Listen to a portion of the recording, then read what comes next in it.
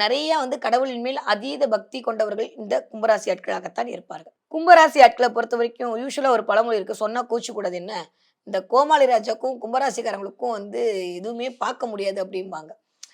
ஏன்னா, அந்த மாரி என்ன சொன்னாலும் வந்துட்டு, "அதான் எனக்கு தெரியும்ல, அதான் எனக்கு தெரியும்ல, அதான் எனக்கு தெரியும்லன்னு" சொல்லி சொல்றத காது குடுத்தே கேட்க மாட்டாங்க. அவங்க என்னைக்கு யார் சொல்றயாவது காது குடுத்து கேட்டா தான் அவங்க வாழ்க்கையில ஜெயிப்பாங்கன்ற உண்மை அவங்களுக்கு என்னைக்கு புரியும்னா, ஒரு 50 வயசு, 60 வயசு அப்பயும் புரியுமா? எனக்கு 60 வயசு ஆயிடுச்சு நான் சொல்றத கேளு அப்படின்னு சொல்லுவாங்க. ஸோ கும்பராசிக்காரங்களுடைய பிளஸும் அதுதான், மைனஸும் அதுதான். அடுத்தவங்கனால இன்ஃப்ளூயன்ஸ் பண்ண முடியாத ஆட்களாக இருக்கக்கூடியவர்கள் கும்பராசி ஆட்களாகத்தான் இருப்பார்கள். அடுத்தவங்கள இன்ஃப்ளூயன்ஸ் பண்ணி, பண்ணி தான் விஷயத்த திணிக்கக்கூடிய ஆட்களாகவும் கும்பராசி ஆட்கள் தான் இருப்பார்கள். இந்த சனி இந்த 2 விதமான கேரக்டராவும் இயங்கும்போது 2 விதமான குணாதிசயங்களும் கும்பராசிக்காரர்களுக்கு இயல்பாகவே இருக்கும். ஒண்ணு பார்த்துட்டேன், நான் முடிவு பண்ணிட்டேன்னா, என்ன பண்ணியாவது ஒருத்தவங்கள கும்பராசிக்காரங்க எனக்கு புடிக்கலன்னு வச்சுக்கோங்க ஒரு பேச்சுக்கு. மத்தவங்களுக்கெல்லாம் புடிச்சிருந்தா, அந்த மனுஷன பத்தி என்னெல்லாம் சொல்ல முடியுமோ சொல்லி, அப்படியே கட் பண்ணி விடக்கூடிய ஆட்களாகவும் கும்பராசிக்காரங்க தான் இருப்பாங்க.